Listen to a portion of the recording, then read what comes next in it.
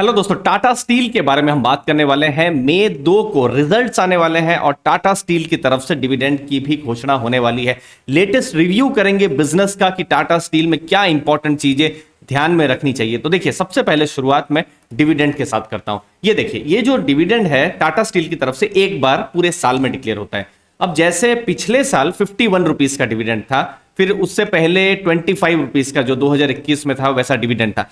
तो ये important numbers हैं जो कि इन्वेस्टर्स को ध्यान में रखना है। लेकिन पिछले साल जुलाई के महीने में जो स्टॉक है वो स्प्लिट हुआ था, मतलब फेस वैल्यू 10 की वो 1 हो गई थी। तो इसीलिए ये जो नंबर्स हैं उस पर मैं ध्यान नहीं दूंगा, मैंने अभी के प्राइस के हिसाब से एडजस्ट कर दिया है, ठीक है। नहीं तो आपको लगेगा कि शेयर प्राइस 110 120 रुपए के आसपास में है और पिछले साल 50 रुपए का डिविडेंड था। नहीं, ऐसा नहीं था, क्योंकि शेयर प्राइस एडजस्ट हुआ था। तो इसीलिए जैसे पिछले साल 51 रुपीज का डिविडेंड था, तो यहां मैंने एडजस्ट कर दिया है वो 5 रुपीज 10 पैसे का डिविडेंड, ठीक है। अब किस हिसाब से पिछले कुछ सालों में डिविडेंड रहा है देखिए।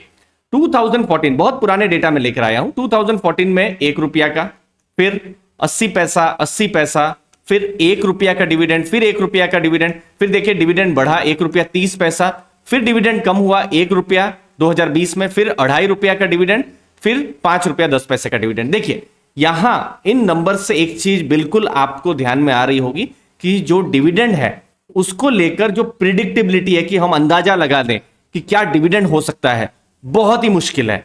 क्योंकि यहां पर कभी 1 रुपया से 80 पैसा भी डिविडेंड हो जा रहा है और कभी 2.5 रुपया से डबल 5 रुपया 10 पैसा भी डिविडेंड हो जा रहा है। और यहां पर इसीलिए पहली लर्निंग यही है, स्टील सेक्टर है, साइक्लिकल सेक्टर है, वोलाटाइल सेक्टर है, और यहां पर वो जैसे रोलर कोस्टर में बैठते हैं ना, बहुत सारे डेटा वैसे आने वाले हैं अभी, वो ऐसा ही आपका एक्सपीरियंस चाहे वो प्रॉफिट्स में हो या फिर डिविडेंड में हो, वो हो सकता है। तो देखते हैं 2023 में अभी जो रिजल्ट्स आने वाले हैं कैसा डिविडेंड होता है। लेकिन जो आंकड़े हमको हेल्प कर सकते हैं वो हम आपके साथ डिस्कस करते हैं। तो देखिए, सबसे पहला आंकड़ा कि प्रॉफिट्स कैसा हो रहा है। तो देखिए, जो कंसोलिडेटेड जो डेटा है जो अक्टूबर से दिसंबर, आप देखिए 2502 करोड़ का टाटा स्टील ने लॉस कर दिया अक्टूबर से दिसंबर, बहुत रिसेंट है। और यही अक्टूबर से दिसंबर 2021 में आप देखिए लगभग 9600 करोड़ का उन्होंने प्रॉफिट किया था।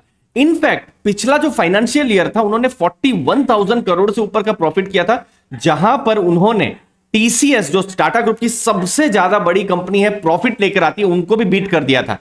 अब यहां पर अभी 9 महीनों का डेटा है आपके सामने, मैं यहां पर रखता हूं, सबसे नीचे आपका ध्यान लेकर जाइए। ये देखिए 31,914 करोड़ का प्रॉफिट था अप्रैल से दिसंबर 2021 में, और इस बार अप्रैल से दिसंबर प्रॉफिट घटकर 6,509 करोड़ हो गया, और क्वार्टर 3 में तो उन्होंने लॉस ही कर दिया है। तो इससे क्या पता चल रहा है कि अगेन जो मैं कह रहा था कि वोलेटिलिटी रहेगी और कंसिस्टेंसी यहां पर बिजनेस में रहना मुश्किल है। टाटा स्टील के केस में इतना बड़ा लॉस क्यों हुआ था? यूरोप के कारण ये लॉस हुए थे। 1551 करोड़ का एबिटा का नुकसान हुआ था, और जो स्टील के जो प्राइसेस हैं वो गिरे थे, रियलाइजेशंस गिरा हुआ था, और उसका इंपैक्ट हुआ यूरोप का जो बिजनेस है वहां पर। यहां जो यूरोप का बिजनेस है साथ साथ भारत का भी बिजनेस है। भारत का बिजनेस बिल्कुल मजबूत चल रहा था, लेकिन यूरोप का बिजनेस में ये जो नेगेटिव इंपैक्ट हुआ, जिसके कारण से ओवरऑल हमको ये नेगेटिव जो है लॉसेस जो है हमको देखने को मिले थे। और ये जब रिजल्ट आए थे तो शॉकिंग भी था। तो इसीलिए बहुत सारे जो ब्रोकरेजेस है मैंने देखा था कि उन्होंने जो बिजनेस है उसको थोड़ा सा फिर वॉच लिस्ट में, थोड़ा कॉशन में रख दिया था। अब ये जो क्यों हुआ है, देखिए जब भी आप कोई भी स्टील कंपनी को आप एनालिसिस करते हैं तो रियलाइजेशंस जरूर देखिए। देखिए स्टील तो बिकता रहता है, ओके, लेकिन स्टील का क्या प्राइस मिलता है वो बहुत इंपॉर्टेंट है। आप 2021-22 में देखेंगे जब बिल्कुल कोविड का टाइम था, तो स्टील की एकदम जो प्राइसेस जो है मल्टी लेवल बहुत इंक्रीज हो गए थे। तो इससे क्या हुआ था कि स्टील के जो रियलाइजेशन है बहुत अच्छा हो रहे थे, स्टील जितना बेच रहे हैं पर टन उनको अच्छा प्रॉफिट हो रहा था। लेकिन बाद में क्या हुआ, स्टील के प्राइसेस नीचे गिरे, तो फिर जो इंपैक्ट है, जो प्रॉफिट है वहां पर आ गया था। दूसरी एक और चीज हो जाती है, जो कोयला है, वो स्टील जो है कोयले से एक्चुअली में बनता है, तो रॉ मटेरियल है, कोयले के प्राइसेस बहुत ज्यादा बढ़ जाए तो ये भी इंपैक्ट है। लेकिन अच्छी चीज क्या है कि कोयले के प्राइसेस तब बढ़े थे 2022 में, लेकिन अभी जो है वो घटना शुरू हो गए हैं। तो ये एक चीज है। तो ओवरऑल ये जो स्टील के जो रियलाइजेशन कम हुए हैं ये एक नेगेटिव रहा है टाटा स्टील के लिए, और जो यूरोप का जो बिजनेस है ये एक नेगेटिव रहा है। फाइनल एनालिसिस से पहले आप हमारे अर्ली फाइनेंशियल आजादी ऐप को भी डाउनलोड कर सकते हैं। यहां पर मैं regular free live master class लेता रहता हूं।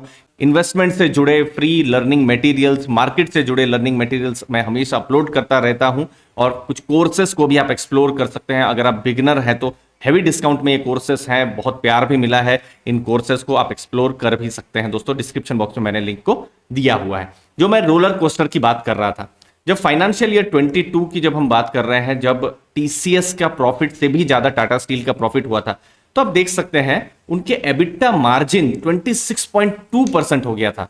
एबिटा पर टन 21,000 रुपीज से ऊपर हो गया था। इसका मतलब क्या है कि कंपनी जो भी है स्टील जो है वो सेल कर रही है, वहां से रेवेन्यू या जो भी है उसकी कमाई कर रही है, लेकिन स्टील के प्राइसेस इतना ज्यादा बढ़े हुए हैं, तो उससे क्या हो जा रहा है कि उनको जो अर्निंग्स जो उनकी है वो बहुत अच्छी हो जा रही है। अब जैसे मैं आपको 2022 और 23 का डेटा आप देखिए, 26 से 14% हो गया। अगर ये कोई आईटी कंपनी होती, ये देखिए, अगर ये कोई आईटी कंपनी होती, वहां पर एक एक परसेंटेज अगर जो एबिट मार्जिन है ऊपर नीचे हो जाए तो उसमें डाउनग्रेड और अपग्रेड हो जाते हैं। कोई आईटी कंपनी, अभी रिजल्ट आ रहे हैं ना टीसीएस के ही, इन्फोसिस के, एचसीएल, कितने सारे रिजल्ट है। कोई आईटी कंपनी अगर अपना मार्जिन को है थोड़ा कम कर दे रही है तो फिर बिल्कुल हाहाकार जैसा हो जा रहा है। और यहां पर देखिए 26% से 14% तक मार्जिन गिर गए। और जब अच्छा होता है तो बहुत अच्छा भी होता है। आप जैसे फाइनेंशियल ईयर 20 में देखिए 12% से 26% भी मार्जिन हो गए, तो कितना डबल मार्जिन हो गया। और जब डबल मार्जिन हुआ तो उसका मतलब क्या है, अगर कोई फंडामेंटल इन्वेस्टर इस टाइम में इस चीज को कोई देख के रख रहा है तो उनके लिए एक अच्छा सुखद एक्सपीरियंस भी इन्वेस्टिंग का रहा होगा। तो ये चीज हमेशा ध्यान में रखिएगा। ये एक रोलर कोस्टर राइड है। स्टील की डिमांड पास्ट में भी थी, अभी भी है, भविष्य में भी होगी, क्योंकि देखिए भारत ग्रो कर रहा है, भारत में डिमांड रहेगी और दुनिया में भी डिमांड रहेगी। सब कुछ डिपेंड कर जाता है कि प्राइस क्या मिल रहा है। आप जब जो स्टील को बेच रहे हो आपको क्या रियलाइजेशन हो रहा है, क्या कीमत मिल रही है, तो ये इंपॉर्टेंट चीज ध्यान में रखने जैसी है। तो 2021-22 एक सुपर साइकिल चल रही थी। अब स्टील के प्राइसेस थोड़ा यहां पर घटे हैं। अब मार्जिन से देख ही सकते हैं कितना कम मार्जिन यहां पर हो गया है। अब इंपॉर्टेंट है कि अगर स्टील के प्राइसेस बहुत ज्यादा बढ़ भी जाए तो फिर तो गवर्नमेंट को भी जो है इंटरवेंशन करनी पड़ती है। जैसे पिछले साल मई में हुआ था, इतना स्टील के प्राइसेस ज्यादा हो गए थे तो उन्होंने एक्सपोर्ट जो है एक्सपोर्ट ड्यूटी बहुत बड़ी लगा दी थी। तो क्या हो रहा था कि एक्सपोर्ट ही कर पाना मुश्किल हो जा रहा था, क्योंकि स्टील के प्राइसेस बढ़ेंगे तो इंफ्रास्ट्रक्चर, क्योंकि देखिए स्टील का जो यूज है बहुत है, तो उससे क्या होगा कि कॉस्ट बहुत ज्यादा बढ़ जाएगा, इन्फ्लेशन, महंगाई बहुत ज्यादा बढ़ जाएगी। तो इसलिए एक लेवल से ऊपर गवर्नमेंट भी बिल्कुल नहीं चाहेगी कि स्टील के प्राइसेस बढ़े। तो ये सब चीजें जो है बिल्कुल ध्यान में रखनी चाहिए। तो ओवरऑल अगर आप देखेंगे नेट डेट टू एबिटा जो है वो घटा था, 0.8 हो गया था, फिर से थोड़ा सा बढ़ गया है, 1.76 टाइम्स यहां पर हो गया है। तो इन सब चीजों को जब भी हम एनालिसिस कर रहे हैं टाटा स्टील में तो ध्यान में रखना है। कंपनी बहुत ही बढ़िया है, ब्रिलियंट कंपनी है, लेकिन स्टील साइकिल को समझना है। चाहे कितनी भी अच्छी कंपनी हो, स्टील साइकिल किसी कंपनी के हाथ में नहीं है। ये पूरी दुनिया में स्टील का क्या प्राइस चल रहा है, 50% से ज्यादा स्टील जो है चाइना के द्वारा यूज होता है। चाइना में क्या हो रहा है, रात को ही अगर कोई चाइना से न्यूज आ जाती है कि पॉजिटिव न्यूज आ जाती है तो स्टील के प्राइसेस बढ़ जाएंगे। तो इसलिए यहां पर जो फैक्टर्स हैं, एक दो नहीं, कंपनी स्पेसिफिक नहीं, पूरी दुनिया में क्या हो रहा है वो बहुत कुछ, जैसे तेल के प्राइसेस जैसे डिपेंड हो जाते हैं तो वैसा ही है। तो इसीलिए यहां पर थोड़ा सा जो रिस्क रिवॉर्ड जो है थोड़ा सा यहां पर कम रहता है। बाकी टाटा स्टील को मैं एक बहुत ही मजबूत कंपनी मानता हूं, और स्टील की डिमांड अभी भी है यहां पर, चाइना में भी धीरे धीरे बढ़ रही है, भारत में भी बढ़ रही है। लॉन्ग टर्म के लिए तो बिल्कुल सही है। शॉर्ट टर्म में थोड़ा सा जो रॉ मटेरियल के जो प्राइसेस हैं उसको लेकर चिंता है।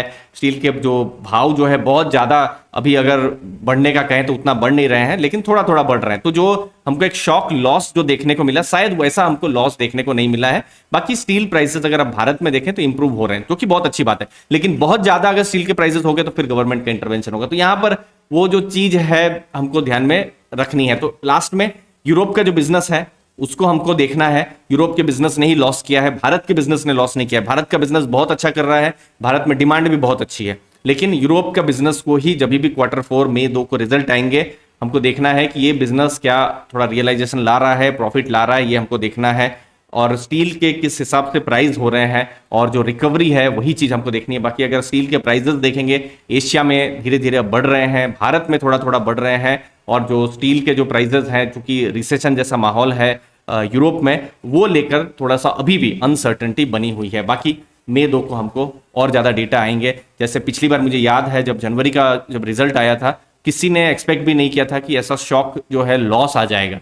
सब एक्सपेक्ट कर रहे थे कि प्रॉफिट कम होगा, लेकिन उल्टा लॉस हो गया था। तो इसीलिए कैसा यहां पर नतीजे आएंगे वो बोल पाना मुश्किल है, और इसीलिए डिविडेंड का गाइडेंस भी जो है बहुत ही मुश्किल यहां पर हो जाता है, चैलेंजिंग हो जाता है, क्योंकि प्रॉफिट्स के ऊपर ही है कैसा डिविडेंड यहां पर आ रहा है। प्रॉफिट अगर और कम हो जाते हैं तो फिर डिविडेंड उतना एक्सपेक्टेशन नहीं रह सकता है। जैसे 5 रुपया सुपर डिविडेंड मिला है पिछले साल, अब इस साल उतना मुझे नहीं लगता है कि उतना बड़ा डिविडेंड आएगा। पिछले साल 40,000 करोड़ सुपर प्रॉफिट किया हुआ था, इस बार प्रॉफिट देखिए 9 महीनों में 6,500 करोड़ है।